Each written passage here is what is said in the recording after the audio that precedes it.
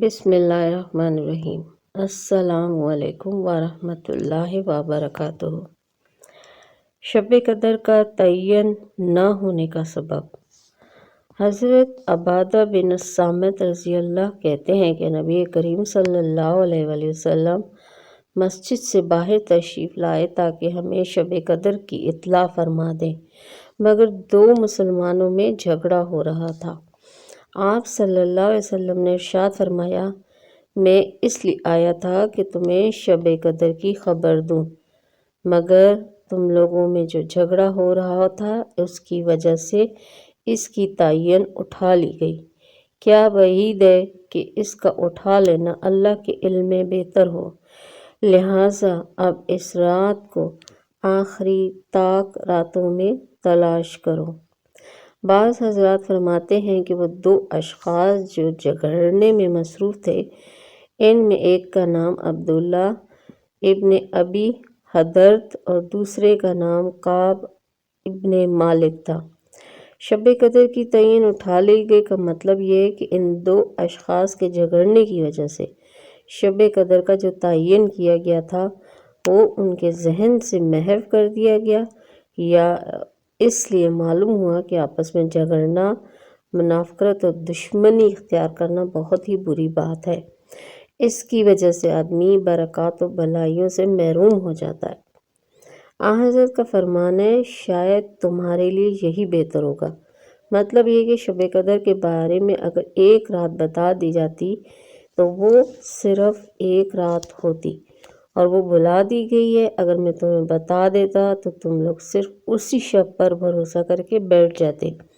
اب اس کی تعین کا علم نہ ہونے کی صورت میں نہ صرف یہ کہ تم لوگ اس کو پانے میں بہت صحیح و کوشش کرو گے، بلکہ عبادت اور اطاعت گزاری میں بھی زیادتی ہوگی، جو ظاہر ہے تمہارے حق میں ہی بہتر ہے۔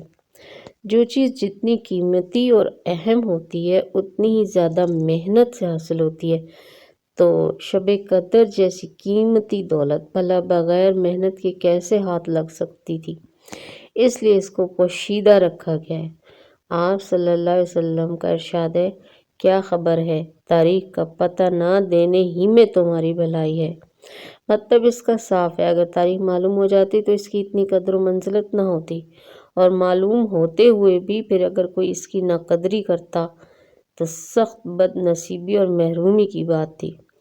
مفسر قرآن علامہ ابن کثیر فرماتے ہیں کہ اس کو پوشیدہ رکھنے میں حکمت یہی ہے کہ اس کے طالب اور شوقین رمضان کا پورا عشرہ، آخری عشرہ عبادت کا اہتمام کریں۔ شب قدر۔ حضرت ابو ذر فرماتے ہیں کہ میں نے حضور پاک صلی اللہ علیہ وسلم سے عرض کیا کہ شب قدر نبی کے زمانے کے ساتھ خاص رہتی ہے یا بعد میں بھی ہوتی ہے؟ تو حضور پاک نے فرمایا، قیامت تک رہے گی۔ میں نے عرض کیا، رمضان کے کس حصہ میں ہوتی ہے؟ آپ نے فرمایا کہ رمضان کے آخری عشرہ میں ہوتی ہے۔ جب میں نے دوبارہ ان سے سوال پوچھا تو حضور اتنے ناراض ہوئے کہ نہ اس سے قبل مجھ پر اتنے خفا ہوئے تھے اور نہ بعد میں ہوئے۔ فرمایا، اگر اللہ تعالیٰ جل شانہ کا یہ مقصود ہوتا تو بتا نہ دیتے، آخر کی طاق راتوں میں 7 راتوں میں تلاش کرو، بس اب اس کے بعد کچھ نہ پوچھنا۔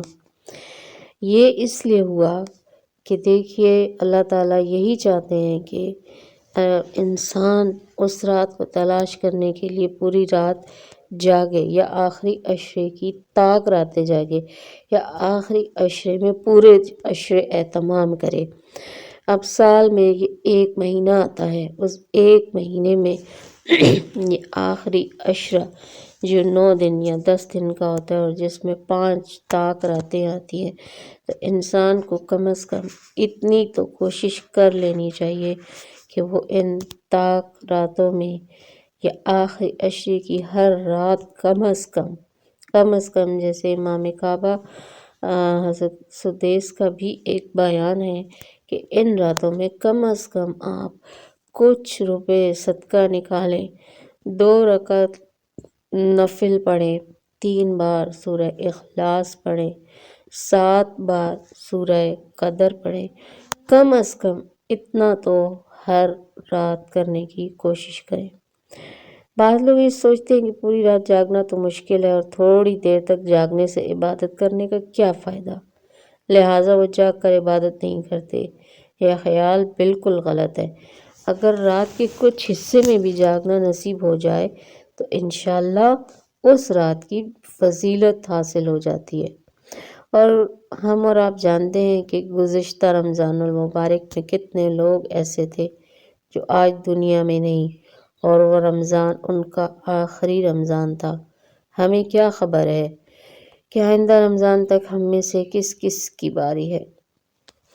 اس لیے اگر اتنی بڑی نعمت حاصل کرنے کے لیے کوئی ایک دو رات جاگ ہی لیا جائے تو کون سی بڑی بات ہے، اور اگر تمام رات جاگنا بس میں نہ ہو تو جتنا حصہ سحری میں تو اٹھتے ہی ہیں تو کچھ تھوڑا پہلے جاگ جائیں، اتنا حصہ ہی عبادت کر لیں اور اللہ تعالیٰ اس عبادت سے راضی ہو جائے تو کیا ہی بات ہے۔